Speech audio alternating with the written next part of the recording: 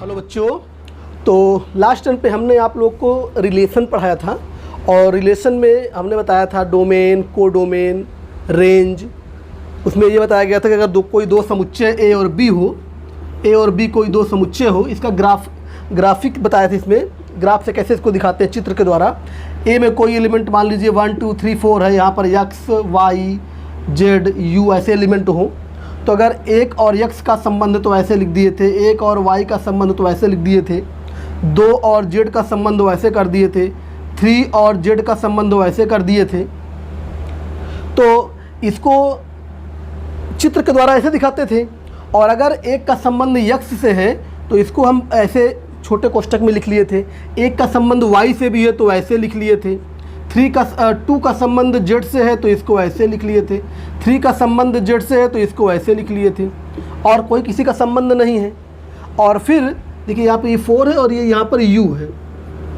फिर इसको मझले कोष्ठक में लिख लिए थे, तो ये आपका क्या हो गया था, r हो गया था। रिलेशन r से के द्वारा अगर संबंध को निरूपित किया गया है तो r को हम ऐसे भी लिख सकते थे, मझले कोष्ठक के अंदर सारे आर्डर पेयर को लिख दें। वही आर्डर पेयर जिसमें पहला एलिमेंट यहाँ का हो, दूसरा एलिमेंट वहाँ का हो, आपस में संबंधित हो। और चित्र के द्वारा दिखाना है, ग्राफिकल दिखाना है, तो ऐसे दिखा सकते हैं। तो संबंध में आप देखे थे कि ऐसी कोई कंडीशन नहीं है कि यहाँ पे 4 एलिमेंट छूट गया या नहीं छूटा, या एक का संबंध देखिए x से भी है, y से भी है, मतलब वहाँ पे ऐसी कोई कंडीशन नहीं थी। बस यहाँ के एलिमेंट वहाँ के एलिमेंट से संबंधित हों, चाहे सारे एलिमेंट संबंधित हों या कुछ एलिमेंट संबंधित हों। और संबंध भी किसी भी प्रकार का हो, चाहे एक एलिमेंट का संबंध कहीं से हो जाए या एक ऐसे हो, वहाँ पर ऐसी कोई कंडीशन नहीं होती थी। ठीक है। और फिर अगर हमें यहाँ पर डोमेन, कोडोमेन, रेंज पता करना होता था तो याद हो आपको, डोमेन और रेंज के लिए हम r देखते थे, r की वैल्यू देखते थे। और r की वैल्यू में जितने आर्डर पेयर होते थे, सारे आर्डर पेयर के फर्स्ट एलिमेंट रिपीट नहीं करते थे। फर्स्ट एलिमेंट से हम डोमेन बना लेते थे और सेकेंड एलिमेंट से रेंज बना लेते थे। मतलब रेंज दूसरे वाले सेट के एलिमेंट होते थे, लेकिन सारे नहीं, जो कम से कम किसी एलिमेंट से संबंधित हों। तो जैसे यहाँ पर ये एक्स वाई जेड संबंधित है, तो एक्स वाई जेड आपका क्या हो जाएगा, ये आपका रेंज हो जाएगा। और इधर जो एलिमेंट संबंध बना रहे हैं उधर 1 2 3, ये आपका डोमेन हो जाएगा। और पूरे बी को क्या बोले थे, कोडोमेन। तो इस पर काफ़ी सवाल हो गया था। आज हमें बात करना है फलन। अंग्रेजी में इसको बोलते हैं फंक्शन। इसका एक नाम प्रचित्रण भी होता है, उसको मैपिंग बोलते हैं। यानी फंक्शन या मैपिंग की बात करना है हमें जो है। ठीक है, बात ध्यान से समझिएगा। ये जो फंक्शन लिखा हुआ है, ये फंक्शन भी एक प्रकार का संबंध ही होता है। जो अभी हम लोग पढ़ रहे थे संबंध, तो ये फंक्शन भी एक प्रकार का संबंध होता है, लेकिन कुछ इसमें एक्स्ट्रा कंडीशन होती है। अभी हमने बोला कि संबंध में कोई कंडीशन नहीं है, बस दो समुच्चय हो और यहाँ के एलिमेंट वहाँ के एलिमेंट से संबंधित हों, चाहे सारे एलिमेंट संबंधित हों या कुछ छूट जाए तो भी कोई दिक्कत नहीं। संबंध तो संबंध, एक एलिमेंट एक से संबंधित हो या एक एलिमेंट कई संबंधित हो, कुछ भी हो। लेकिन अगर इसी में कुछ कंडीशन लगा दें, हम कुछ शर्त इसमें लगा दें, तो वो रिलेशन बन जाएगा फंक्शन। अब वो कौन सी शर्तें हैं, किस शर्त को लगाने से संबंध फलन बन जाता है, उसी को पहले हम परिभाषा लिखने से पहले हम इसी के द्वारा आपको समझा दें कि अगर जो ये देखिए संबंध बना हुआ है, ये संबंध आपका फंक्शन नहीं होगा। अब आप पूछे क्यों नहीं होगा, तो उसकी देखिए दो कंडीशन होती है, अभी हम लिखेंगे। पहली कंडीशन तो ये होती है कि जो पहला वाला समुच्चय है उसका एक भी एलिमेंट तो छूटना नहीं चाहिए। जैसे यहाँ पे देखिए 4 छूट गया है, 4 का संबंध किसी से नहीं है। तो एक शर्त ये है कि पहले वाले समुच्चय का कोई भी एलिमेंट छूटना नहीं चाहिए। तो इस जो 4 छूट गया यहाँ पे, इस कारण से ये फंक्शन नहीं है। और दूसरी कंडीशन क्या है कि पहले वाले समुच्चय का प्रत्येक अवयव दूसरे वाले समुच्चय के सिर्फ एक अवयव से संबंधित हो, यूनिक एलिमेंट से। जैसे यहाँ पर आप देख रहे हैं 1 का संबंध x से है, तो फिर 1 का संबंध और किसी से नहीं होना चाहिए। 1 का संबंध देख रहे हैं x से है और 1 का संबंध y से है, तो इस कारण से सेकंड कंडीशन भी फेल हो गई आपकी। बात समझ रहे हैं। तो यहाँ पे दो कंडीशन होती है कि पहले वाले समुच्चय कोई एलिमेंट तो छूटे ना, और दूसरी कंडीशन ये होती है कि पहले वाले समुच्चय का प्रत्येक अवयव दूसरे वाले समुच्चय के सिर्फ एक अवयव यूनिक एलिमेंट से संबंधित हो। तो यहाँ पे दोनों कंडीशन फेल है। पहले हम परिभाषा लिखते हैं, फिर अभी आप और एग्जाम्पल लेकर हम आपको समझाएंगे कि कौन सा रिलेशन फंक्शन होता है और कौन सा नहीं होता। फिलहाल ये नहीं है, फिलहाल ये नहीं है। चलिए पहले डिफिनेशन लिखते हैं। डिफिनेशन, यदि ए तथा बी दो अरिक्त समुच्चय, अरिक्त का मतलब क्या होता है? Non empty, non empty set, दो अरिक्त समुच्चय हों तथा ए और बी के बीच एक संबंध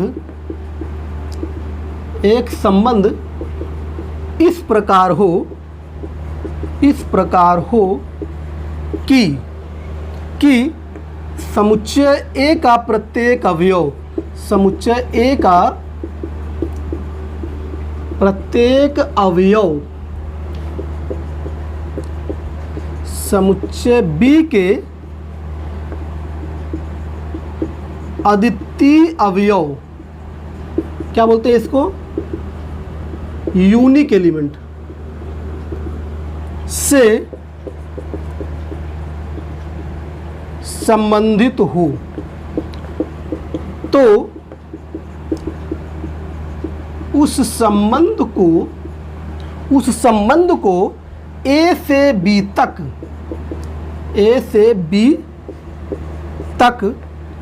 एक फलन कहते हैं, एक फलन कहते हैं। बात समझिए क्या लिखा है। ए और बी दो अरिक्त समुच्चय दिए हैं तथा ए और बी के बीच एक संबंध इस प्रकार हो। जब संबंध बोलते हैं तो ए और बी के बीच बोलते हैं।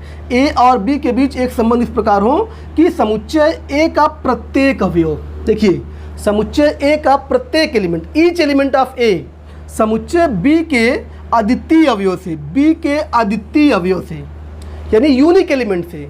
जैसे अभी आप देखे थे वन का संबंध यक्स से था, तो वन का संबंध फिर वाई से नहीं होना चाहिए। वन का संबंध अगर यक्स से है तो यक्स यूनिक होना चाहिए वन के लिए। तो ए का प्रत्येक अवयव बी के अद्वितीय अवयव से संबंधित हो तो उस संबंध को क्या बोलेंगे? ए से बी तक एक फलन कहते हैं।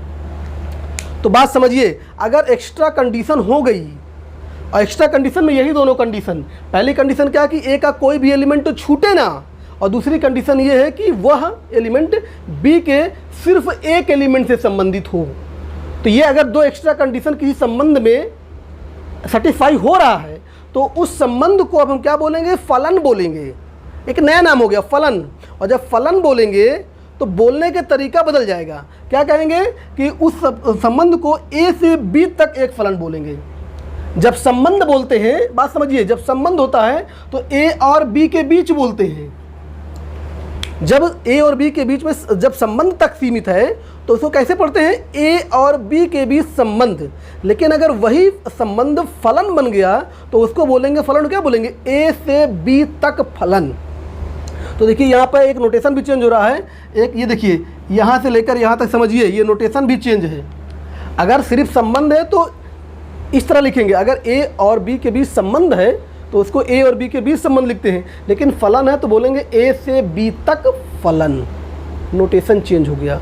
और एक बात, जैसे संबंध में क्या होता था कि संबंध को हम कैपिटल आर से लिखते थे। अगर मान लीजिए दो संबंध है तो R1 R2 कर लें, या आर के बाद यस होता है, यस के बाद टी, तो RST ले सकते हैं।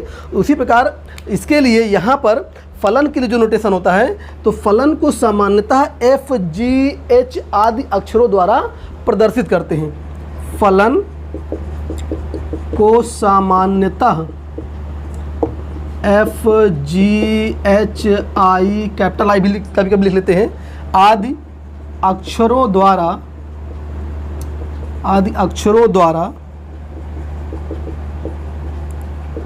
प्रदर्शित करते हैं। ठीक है, तो एक देखिए यहाँ पर नोटेशन बदल गया। वहाँ पे capital R S capital T आदि लिखते थे और यहाँ पे इस एफ जी एच आदि अक्षरों द्वारा लिखा जाता है। देखिए बोलने का तरीका बदल गया। बोलने का तरीका क्या था, संबंध में क्या बोलते थे, ए और बी के बीच संबंध, और फलन में बोलेंगे ए से बी तक फलन। ठीक है, तो ये हो गया नोटेशन। अब देखिए फलन में कुछ बातें इंपॉर्टेंट फैक्ट, उसको हम नोट करके पॉइंट करके 1 2 3 करके लिखवा देते हैं। ठीक है, चलिए पहला पॉइंट हम लिखवाते हैं। यदि एफ ए से बी तक एक फलन हो, तो इसे देखिए कैसे लिखते हैं, कैसे पढ़ते हैं। तो इसे निम्न प्रकार लिखा जाता है। इसे निम्न प्रकार लिखा जाता है। कैसे लिखते हैं, देखिए पहले एफ लिखते हैं, फिर 2 पॉइंट बनाते हैं यहाँ पर, फिर ए लिखते हैं, फिर एरो लगाते हैं, फिर बी लिखते हैं। और इसको पढ़ते क्या हैं, इसको समझ लीजिए क्या पढ़ते हैं। इसको पढ़ते हैं f from a to b, इसको ये पढ़ते हैं।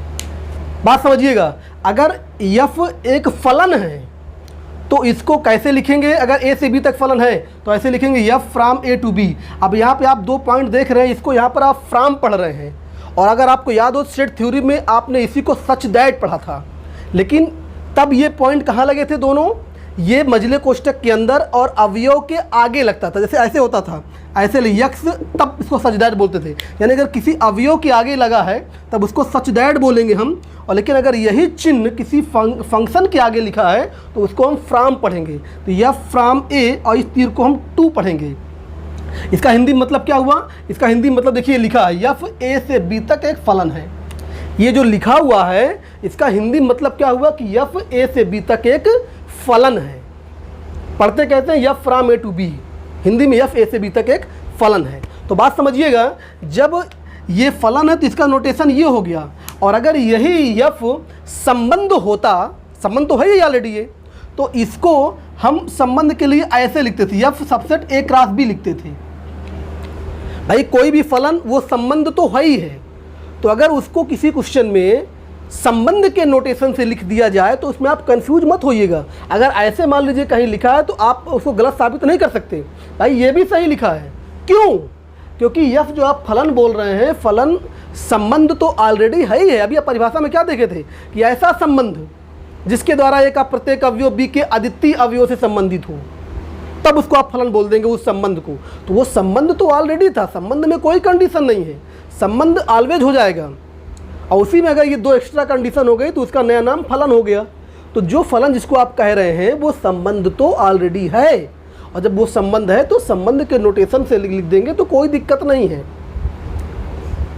F subset a cross b तो है ही है, लेकिन इसको थोड़ा सा अलग दिखाने के लिए जैसे हमने नोटेशन चेंज कर दिया, वहाँ पे आर लिखते थे, यहाँ पर यफ लिखते हैं, तो लिखने का तरीका भी बदल दिया गया है ताकि दोनों में अंतर दिखे।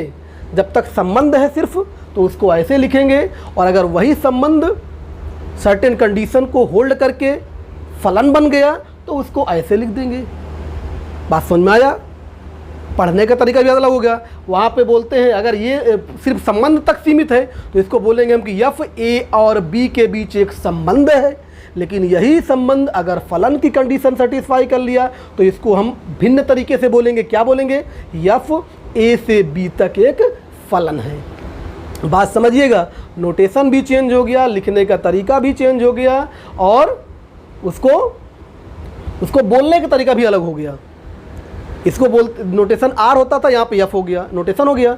लिखने का तरीका यहाँ ऐसे लिखते थे, यहाँ ऐसे लिख रहे हैं। बोलने का तरीका वहाँ बोलते थे कि एफ ए और बी के बीच एक संबंध है, यहाँ बोलते हैं एफ ए से बी तक एक फलन है। तो 3 चीज़ समझ में आई, कोई दिक्कत? अब देखिए अगला पॉइंट लिखते हैं। अगला पॉइंट लिखते हैं, यदि एफ फ्रॉम, अब देखिए इसी नोटेशन में लिखेंगे हम, f from a to b एक फलन हो, तो यहाँ पर हम ए का नाम बताएंगे, बी का नाम बताएंगे। तो ए को क्या बोलते हैं? ए को फलन एफ का डोमेन, इसी को प्रांत बोलते हैं। डोमेन कहते हैं। और बी को क्या बोलते हैं? बी को फलन एफ का कोडोमेन, कोडोमेन्स क्या बोलते हैं? सह प्रांत कहते हैं। अब आपको लग रहा होगा कि जो वहां पर बोले थे कि दूसरा वाला समुच्चय बी कोडोमेन है संबंध का, तो वो चीज़ तो वही लिखा हुआ है, तो ये सही है, लेकिन वहाँ पर ए को तो आप डोमेन नहीं बोले थे। याद करिए, संबंध में अगर आर ए और बी के बीच एक संबंध था तो आपने पूरे ए को डोमेन नहीं कहा था, ए के उन्हीं अवयवों को कहा था जो बी के किसी अवयव से संबंधित हो, उसको आप डोमेन कहे थे। लेकिन यहाँ पर आप पूरे ए को क्यों बोल रहे हैं? बात वही है, परिभाषा वही है भाई। वहाँ पर क्या था कि ए के ऐसे अवयव जो बी के किसी अवयव से संबंधित हो, उसको आपने डोमेन कहा था कि नहीं कहा था? अभी भी वही बात है, ए के वही अवयव डोमेन कहलाएंगे जो बी के किसी अवयव से संबंधित होंगे। लेकिन अभी परिभाषा में क्या देखा था आपने कि ए के प्रत्येक अवयव का संबंध बी के किसी एक अवयव से हो, तो यहाँ पर तो ए के सारे अवयव संबंधित हैं, तो पूरा का पूरा जो डोमेन आपका था वो ए के बराबर हुआ कि नहीं हुआ? बात समझिए। यहाँ पर जैसे ये ए है और ये बी है, संबंध में क्या था? जैसे ये 4 छूट गया था, एक्स वाई जेड यू, मान लीजिए ऐसे हम बनाए थोड़ी देर पहले, ऐसे बना था, कुछ बना सकते हैं आप ऐसे, ये जेड से संबंध है इनका, तो वहाँ पे देखिए 4 छूट गया था। तो अगर ये सिर्फ संबंध है तब तो संबंध में आप 1 2 3 को ही लेंगे, लेकिन अगर यही संबंध किसी प्रकार इसको हम फंक्शन बना दें तो 4 का संबंध भी वहाँ पे किसी न किसी एलिमेंट से होगा। जैसे हम ऐसे बना दें, ऐसे देखिए 1 2 3, मान लीजिए यही है, तो 1 का संबंध इससे इससे इससे, तो अब देखिए प्रत्येक एलिमेंट का संबंध हो गया। तो चाहे हम ये बोलें कि 1 2 3 डोमेन बोले या बोले पूरा का पूरा ए डोमेन है, तो अब कोई एलिमेंट जब बचा ही नहीं तो पूरा का पूरा एलिमेंट डोमेन नहीं बन जाएगा। तो परिभाषा में कोई परिवर्तन नहीं है। फंक्शन में रिलेशन में आप पूरे ए को डोमेन नहीं कहते थे, क्योंकि ज़रूरी नहीं है कि सारे एलिमेंट बी के एलिमेंट से संबंधित हों, लेकिन फंक्शन में आप पूरे ए को डोमेन बोल सकते हैं। क्यों? क्योंकि सारे एलिमेंट का संबंध होना जरूरी है फंक्शन में। तो पहले वाले को डोमेन, दूसरे वाले को कोडोमेन। चलिए अगला पॉइंट देखते हैं, तीसरा पॉइंट। यदि f from a to b एक फलन हो तथा एक फलन इस प्रकार हो कि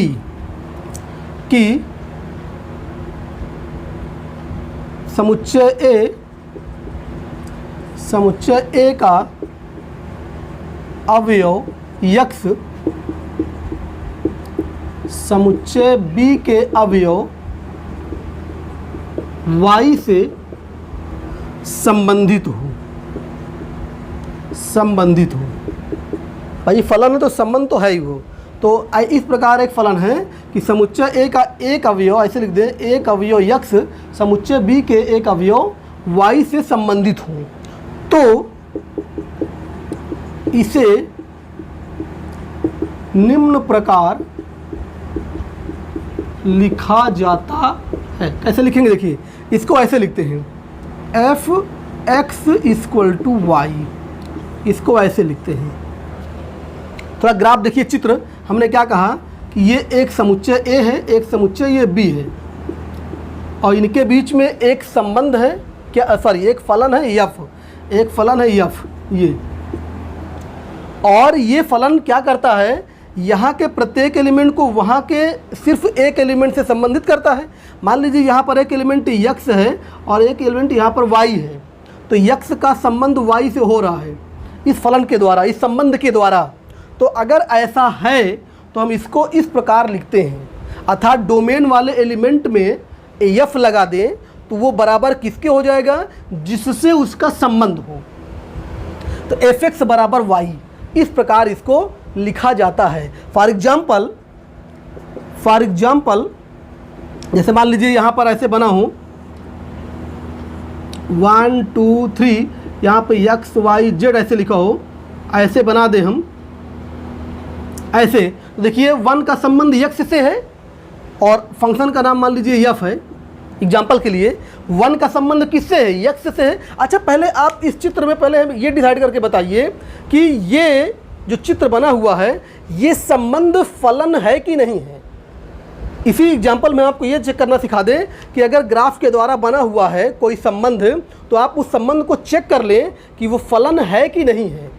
तो चेक करिए, पहला कंडीशन क्या होती है कि पहले वाले समुच्चय, मान लीजिए ये समुच्चय ए है, ये समुच्चय ए है, ये समुच्चय बी है, तो पहले वाले समुच्चय का कोई एलिमेंट तो छूटा है क्या?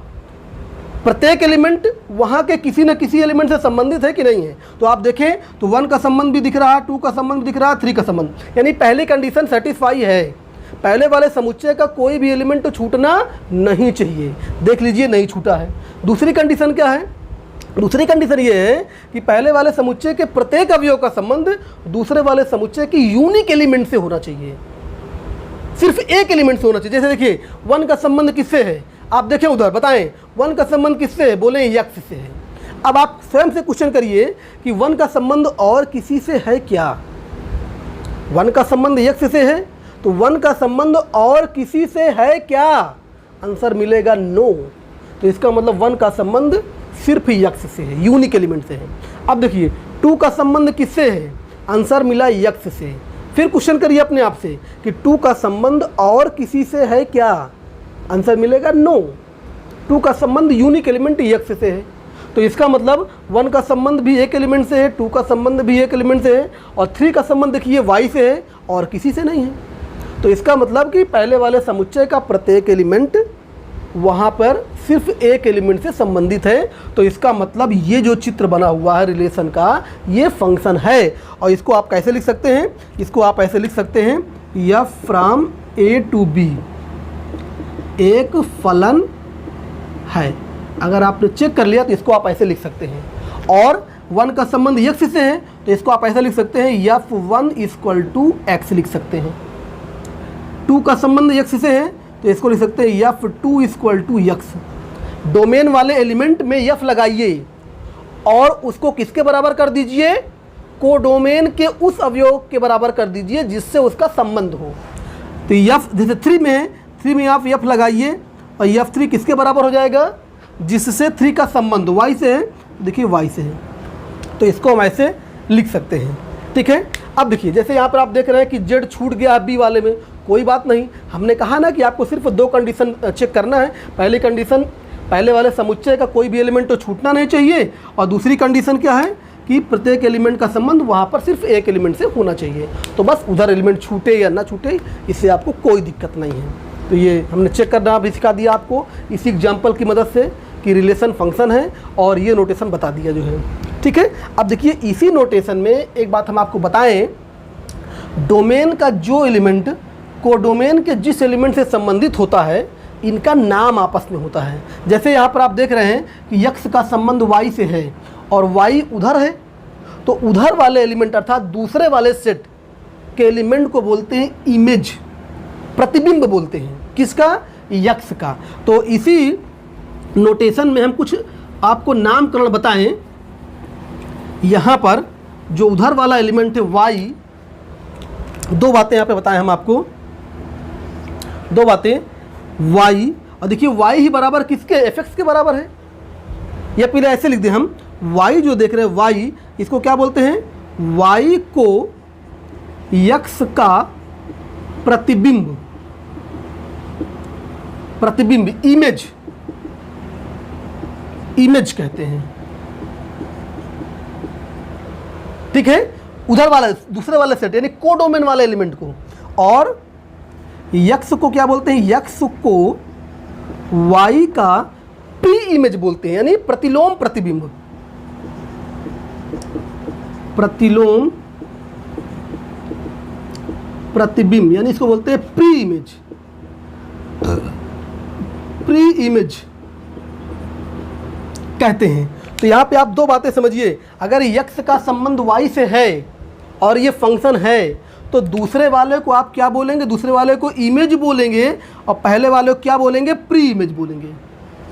बात समझ में आया? सिंपल सी बात है। अगर यक्स का संबंध y से है तो y को बोलेंगे यक्स का इमेज, और यक्स को बोलेंगे उसका प्री इमेज, रिवर्स इमेज भी बोलते हैं इसको, ठीक है। लेकिन आप यहाँ बात समझिए, जब आप y को x का प्रतिबिंब बोल रहे हैं तो या ऊपर देखिए क्या लिखा है, y तो fx के बराबर ही है, y तो fx के ही बराबर है। तो जब आप y को x का इमेज बोल रहे हैं तो y बराबर fx, तो fx को भी तो x का इमेज ही बोलेंगे, चूँकि y बराबर fx। बात समझिए, यहाँ पे क्या कह रहे हैं, इसी को हम थोड़ा सा और जस्टिफाई करें और सिंप्लीफाई करें इसको। इसी के आगे नंबर 3 पॉइंट करके लिखें, चूँकि y इक्वल टू fx है, y इक्वल टू fx है, इसलिए आप fx का नाम क्या बोलेंगे, fx का नाम क्या हो जाएगा, fx का नाम हो जाएगा जो y का नाम है, और y का नाम क्या है, x का इमेज, तो इसका नाम हो जाएगा, fx का नाम हो जाएगा x का प्रतिबिंब, x का प्रतिबिंब। बात समझ में आया? तो fx का नाम क्या है, x का प्रतिबिंब, y का नाम भी वही था, x का प्रतिबिंब, तो fx का नाम भी हो जाएगा। तो बात समझिए, अब थोड़ा इसी ग्राफ में हम देखें तो जो ये y आप देख रहे हैं ना, तो हम y के बराबर fx लिख सकते हैं ना, y और fx दोनों सेम है, y बराबर fx या fx बराबर y, तो हम y के स्थान पर fx लिख सकते हैं। तो अगर हम ग्राफ को दूसरे ढंग से बनाने का प्रयास करें, कभी कभी देखिए वो भी उसका भी यूज होगा। जैसे मान लीजिए लिखा है, ये समुच्चय A है, और इधर बना लेते हैं, ये समुच्चय A है, ये समुच्चय B है, और ये यहाँ से यहाँ तक एक फंक्शन f है, और यहाँ का कोई एलिमेंट x है। तो जब इसमें आप f लगाए, x कहाँ का एलिमेंट है, बात समझिएगा, x कहाँ का एलिमेंट है, x belongs to domain, x कहाँ का एलिमेंट है, डोमेन का एलिमेंट है। और जैसे आपने इस पर f लगाया अर्थात fx बनाया, अब ये कहाँ का एलिमेंट हो गया, कोडोमेन का एलिमेंट हो जाएगा, ये आपका कोडोमेन का एलिमेंट हो जाएगा। देखिए ना, fx y के बराबर है, fx बराबर y, और y यहाँ पर था ना, y बराबर fx, तो x डोमेन का एलिमेंट है। और जैसे आपने इस पर f लगाया अर्थात fx बनाया, fx यहाँ का एलिमेंट हो जाएगा, और इन दोनों का आपस में संबंध होगा। तो x belongs to domain and fx belongs to codomain. x कब बनता है, fx कब बनता है, x पर मैप को ऑपरेट करने पर, फंक्शन को ऑपरेट करने पर। x पहले वाले एलिमेंट का है, fx दूसरे वाले एलिमेंट, दूसरे वाले सेट का एलिमेंट होता है। ठीक है, चाहे y बोलिए चाहे fx बोलिए। तो ये नोटेशन भी दिमाग में रखिए, इसको भी दिमाग में रखिए, y और fx दोनों सेम है, दोनों का नाम इमेज है, दोनों का नाम क्या है, इमेज है। ठीक है, अब देखिए इसी में हम आपको बता दें अब परिसर क्या होता है, किसी फलन का परिसर। आपने डोमेन कोडोमेन जान लिया, अब इसी जो भी हमने बताया इमेज के माध्यम से आपको बताते हैं परिसर क्या होता है। इसी नंबर 3 में फलन का परिसर, फलन का परिसर यानी रेंज। देखिए, तो फलन में क्या होता है कि डोमेन के जो प्रत्येक एलिमेंट है उसका वहाँ पे क्या देखते हैं, संबंध अर्थात इमेज देखते हैं। तो परिसर का मतलब ये होता है कि डोमेन के प्रत्येक एलिमेंट्स के प्रतिबिंब से बने समुच्चय को, क्या परिभाषा होगी, डोमेन के प्रत्येक अवयवों के प्रतिबिंबों से बने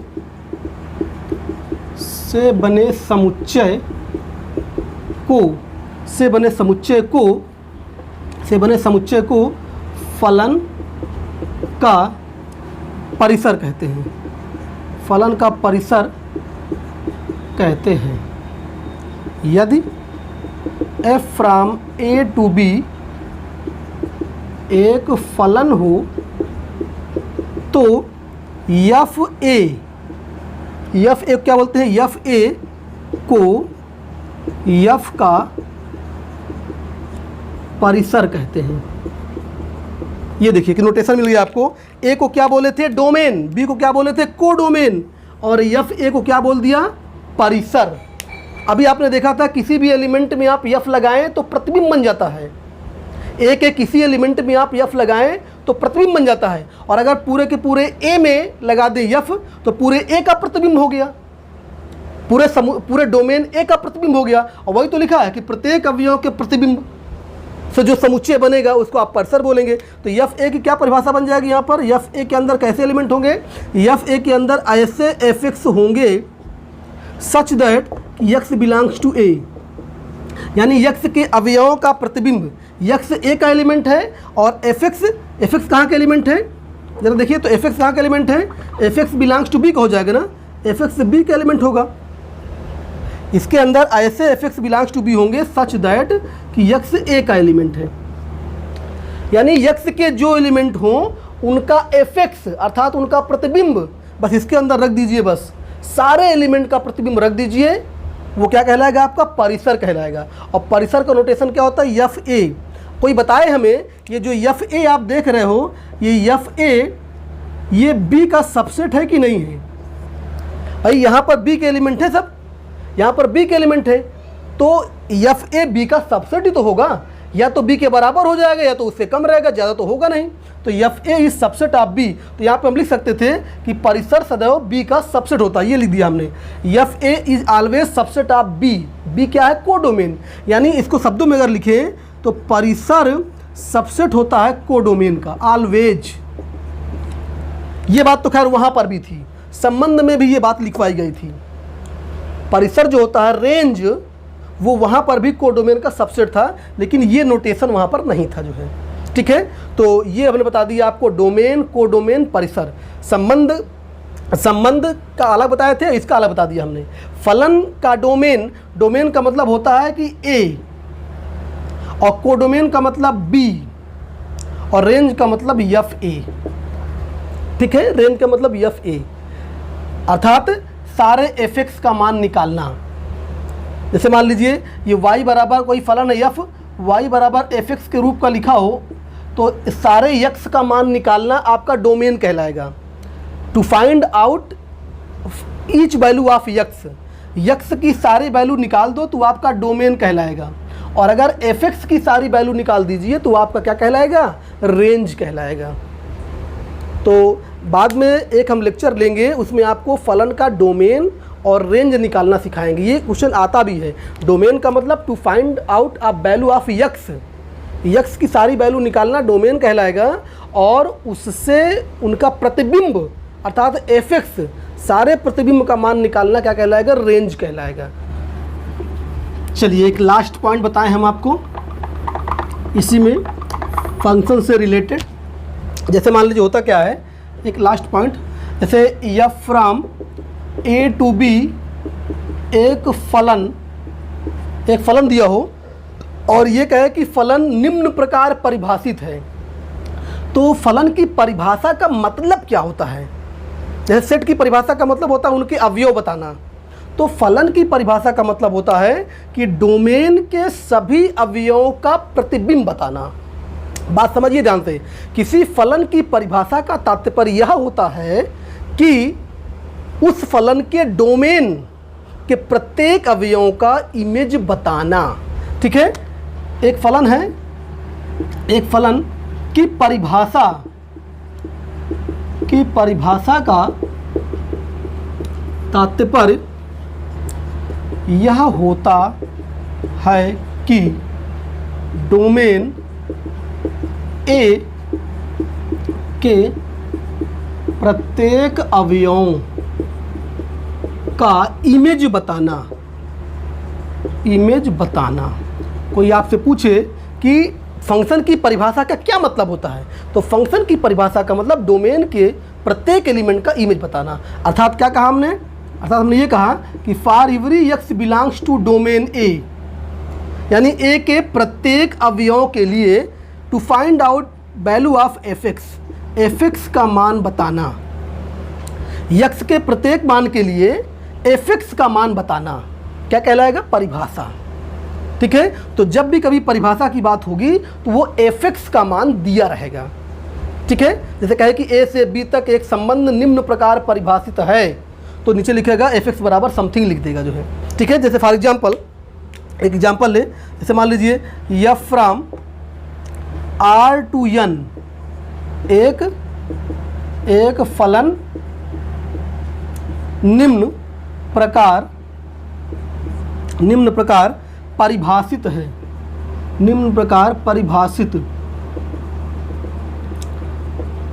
अब जैसे परिभाषा बोला, यहाँ पे आर क्या है, यहाँ पे सेट ऑफ रियल नंबर है, एन का सेट ऑफ नेचुरल नंबर। जैसे मान लीजिए लिख दिया एफ एक्स इक्वल टू मान लीजिए लिख दे, लेकिन यहाँ पे आर से एन लिखेंगे तो फंक्शन ना होगा, इसको हम एन टू आर कर दें, एन टू आर कर दे। अभी आपको बता रहे हैं कैसे हम चेंज कर रहे हैं। तो एफ एक्स इक्वल टू मान लीजिए 2x लिख दिया, तो यहाँ पे x किसका एलिमेंट है, डोमेन n का एलिमेंट है, n मतलब सेट ऑफ नेचुरल नंबर।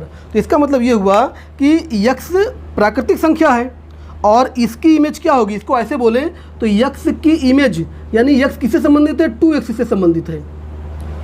और x कहाँ का, ये r का है, सॉरी ये n का है, ये n का एलिमेंट है, और ये कहाँ का एलिमेंट है, ये r का एलिमेंट है। यानी यहाँ की कोई जो प्राकृतिक संख्या है वो वहाँ पर किस एलिमेंट से संबंधित होगा, अपने से दुगने से। जैसे यहाँ पे मान लीजिए x बराबर हम 1 लिखे तो इसका दुगना यहाँ पे 2, तो वो रियल नंबर वो 2 आ जाएगा। तो 1 का संबंध 2 से हो जाएगा, 2 का संबंध 4 से हो जाएगा, 3 का संबंध 6 से हो जाएगा। अगर आप यहाँ पे देखें तो इस परिभाषा के अकॉर्डिंग देखिए ये फंक्शन है कि नहीं है। अगर हम आप इसको चित्र बना के समझाने का प्रयास करें, देखिए बहुत सिंपल तरीके से, ये आपका क्या है, n है, और ये आपका इधर r है, फंक्शन क्या है, f है। परिभाषा क्या कह रही है कि यहाँ का एलिमेंट वहाँ के अपने दुगने के एलिमेंट से संबंधित होगा। यहाँ पे x देखिए, x का नाम क्या है, x मतलब क्या होता है, डोमेन का एलिमेंट, और fx क्या होता है, को डोमेन का एलिमेंट। तो fx अर्थात को डोमेन का एलिमेंट कितना है, 2x है। तो यहाँ मान लीजिए आप 1 लिखे तो ये किससे संबंधित होगा, 2 × 1। जैसे यहाँ पे अगर आप f1 की वैल्यू निकालें, f1 की वैल्यू तो कितनी हो जाएगी, 2 × 1 यानी 2 से संबंधित होगी, 2 से। तो यहाँ पे देखिए 2 होता है, 1 का संबंध 2 से हो जाएगा। यहाँ मान लीजिए लिखा है नेचुरल नंबर में 2 होता है तो इसका संबंध 4 से हो जाएगा। यहाँ पे 3 होता है, 3 का संबंध 6 हो जाएगा। तो आप बताएं हमें, क्या इस डिफिनेशन के अकॉर्डिंग n का कोई एलिमेंट तो छूटेगा, कोई एलिमेंट तो छूटेगा। यहाँ पे जो भी आप एलिमेंट लिखेंगे उसका दुगना यहाँ पे आपको मिल जाएगा। और ऐसा नहीं है कि 1 का संबंध 2 से है तो 1 का संबंध और किसी से है। क्या 1 का दुगना 2 के अलावा और कोई होता है क्या, तो 1 का संबंध सिर्फ 2 से ही होगा ना।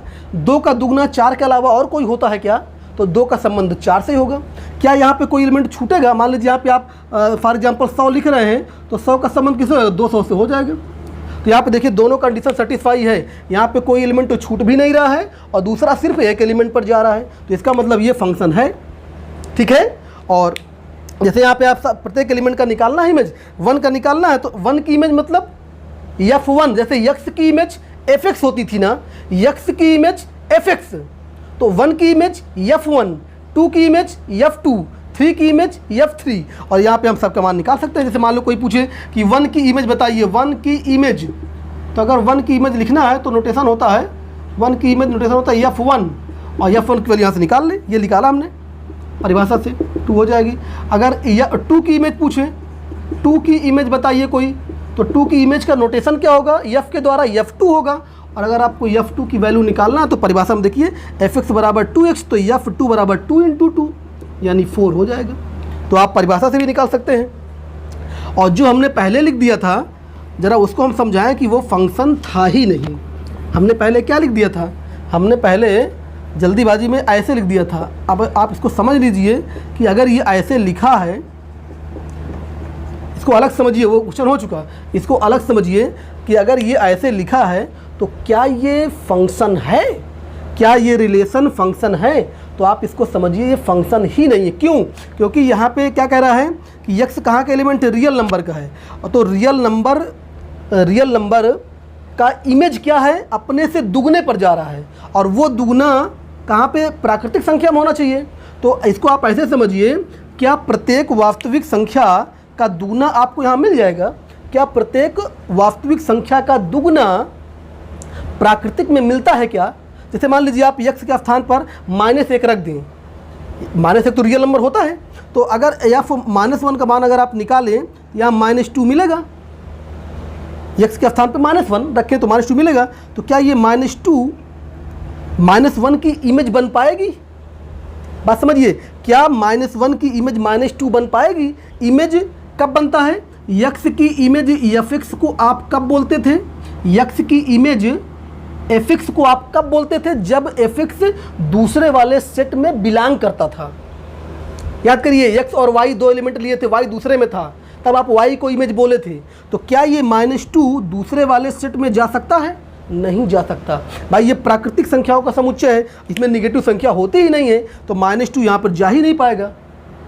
इसका मतलब -1 की इमेज आप नहीं बता पा रहे हैं। इसी प्रकार हम कोई भी निगेटिव संख्या ले लें, जैसे यहाँ पे R में तो निगेटिव संख्या होती है, निगेटिव ले लें, भिन्नात्मक ले लें, जैसे मान लीजिए यहाँ पर हम 3/5 ले लें x के स्थान पर, तो इसकी जब इमेज निकालेंगे 2 से मल्टीप्लाई करेंगे तो 6/5 हो जाएगा, और 6/5 भी यहाँ पे नहीं होता है।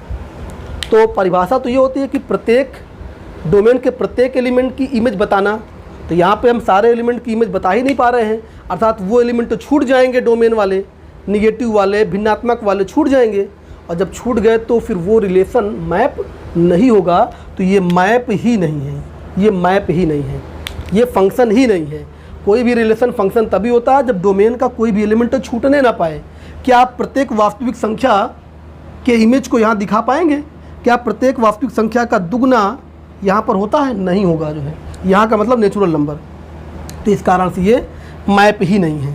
ठीक है, चलिए अब दो परिभाषा हम और बता दें आपको। रियल वैल्यूड फंक्शन क्या होता है और रियल फंक्शन क्या होता है। दो हेडिंग और बता दें। रियल वैल्यूड फंक्शन, इसको हिंदी में क्या बोलेंगे? वास्तविक मान फलन, तथा रियल फंक्शन, वास्तविक फलन, इसको क्या बोलेंगे? वास्तविक मान फलन, और इसको बोलते हैं वास्तविक फलन, इसको बोलते हैं वास्तविक फलन। देखिए क्या परिभाषा है इसकी, पहले इसकी बताएं, पहले वाले फिर उसको बताते हैं। देखिए, ऐसा फलन जिसका परिसर रेंज या तो वास्तविक संख्या हो या तो वास्तविक संख्याओं का समुच्चय हो, उसको क्या बोलते हैं? Real valued function. लिख दे परिभाषा।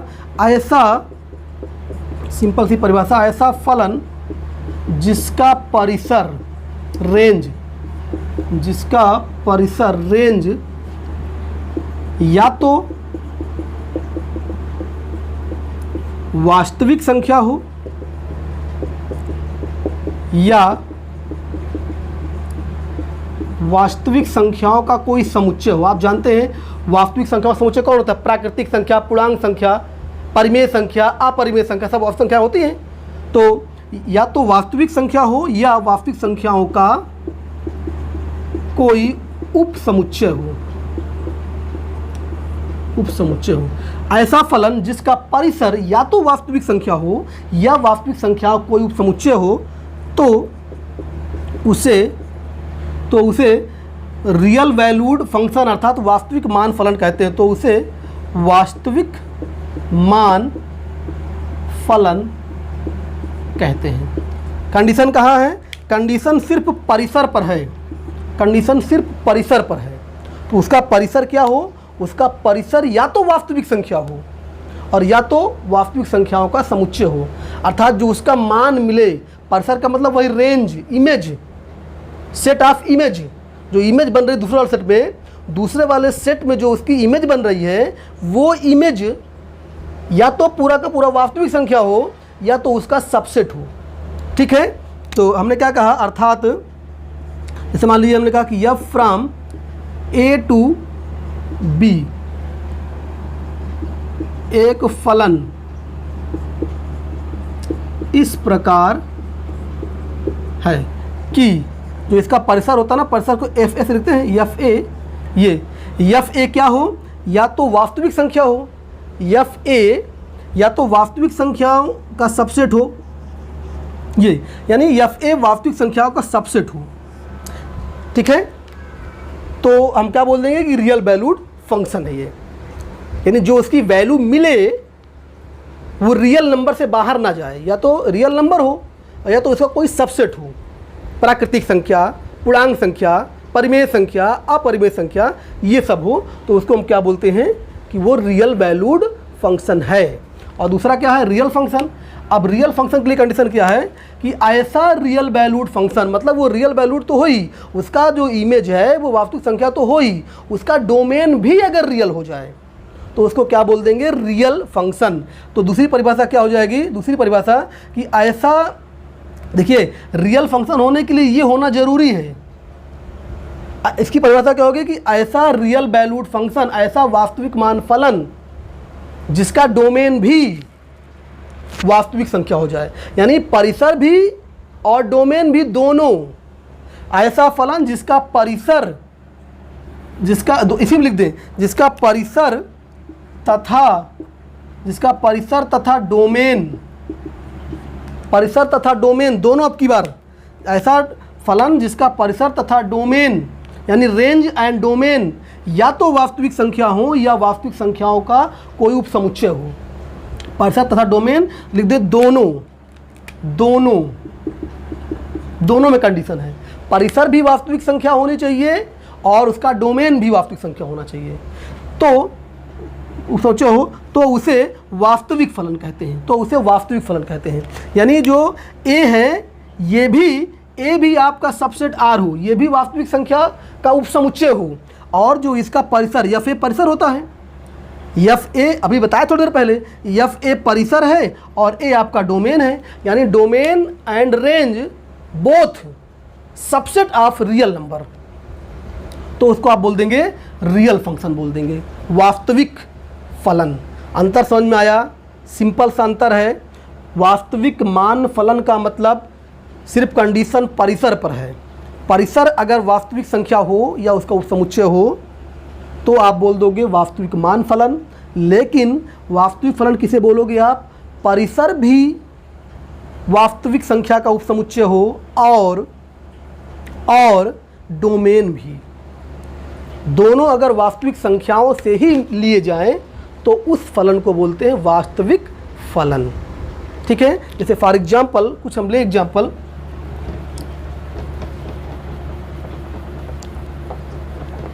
जैसे अभी जो हमने एग्जाम्पल एक लिया था, हमने देखिए लिखा था f from n to r लिखा था ना, एन टू आर। अब देखिए इसका डोमेन देखिए एन, तो ये भी वास्तविक संख्याओं का सबसेट ही तो है, तो देखिए डोमेन भी वास्तविक संख्याओं का सबसेट है, और देखिए रेंज तो वास्तविक संख्या है ही है, तो यहाँ पर भी वास्तविक संख्या है, यहाँ पर भी वास्तविक संख्या है, तो ये आपका रियल फंक्शन है कि नहीं है, ये आपका रियल फंक्शन है, ये वास्तविक फंक्शन है, रियल वैल्यूड तो है ही है भाई। जो रियल, अच्छा यहाँ पे दो बातें हैं, जैसे मान लीजिए कि रियल फंक्शन है तो वो रियल वैल्यूड तो ऑटोमेटिक हो जाएगा, लेकिन अगर रियल वैल्यूड है तो रियल हो जरूरी नहीं है, तो इस बात को नोट करके लिख भी सकते हैं भाई, रियल फंक्शन में दो कंडीशन है और रियल वैल्यूड में एक ही कंडीशन है, तो इसको आप नोट करके लिख सकते हैं कि यदि फलन f वास्तविक फलन है तो वह वास्तविक मान फलन होता है ना, लेकिन इसका विलोम सत्य नहीं है, इसका विलोम सत्य नहीं है, परंतु इसका विलोम सत्य नहीं है, परंतु इसका विलोम सत्य नहीं है। मतलब वास्तविक फलन है तो वास्तविक मान फलन तो होगा ही, लेकिन अगर वास्तविक मान फलन है तो जैसे मान लीजिए एग्जाम्पल, ये रियल फलन है तो ये रियल वैल्यूड तो हो ही जाएगा, लेकिन अगर हम ऐसे इसको लिख दें एफ फ्रॉम, ये इसको हम लिख दें सी फ्रॉम सी टू आर, यहाँ पे सी क्या है, सी यहाँ पर है कॉम्प्लेक्स नंबर का समुच्चय है, सेट ऑफ कॉम्प्लेक्स नंबर, यानी सम्मिश्र संख्याओं का समुच्चय। तो यहाँ पर इसको आप देखें तो देखिए ये इसका जो ये डोमेन है, इसका जो डोमेन है देखिए ये वास्तविक संख्या नहीं है, लेकिन जो इसका इधर आएंगे परिसर तो इसी का सबसेट होता है, परिसर is always subset of codomain.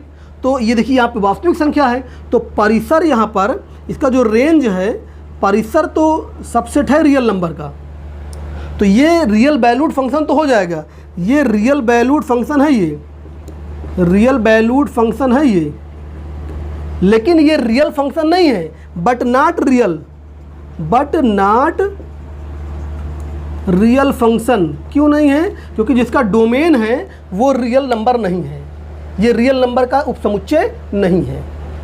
तो ये एग्जाम्पल में ये रियल फंक्शन भी है, रियल वैल्यूड भी फंक्शन है, लेकिन इसको अगर आप देखें, अगर समित संख्याओं के समुच्चय से वास्तविक संख्याओं तक एक फलन है, तो ये सिर्फ रियल वैल्यूड फंक्शन है, क्योंकि इसका जो रेंज है, रेंज यहीं से मिलेगा और रेंज सबसेट ऑफ आर है, लेकिन मेन सबसेट ऑफ आर नहीं है, इसलिए ये रियल फंक्शन नहीं है, रियल वैल्यूड फंक्शन है।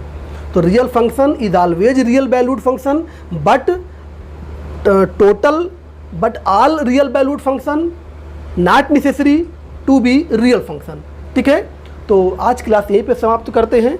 अगले लेक्चर में हम आपको इस पे और एग्जाम्पल लेके दिखाएंगे, आपको हम डोमेन निकालना सिखाएंगे, आपको रेंज निकालना सिखाएंगे। ठीक है, धन्यवाद।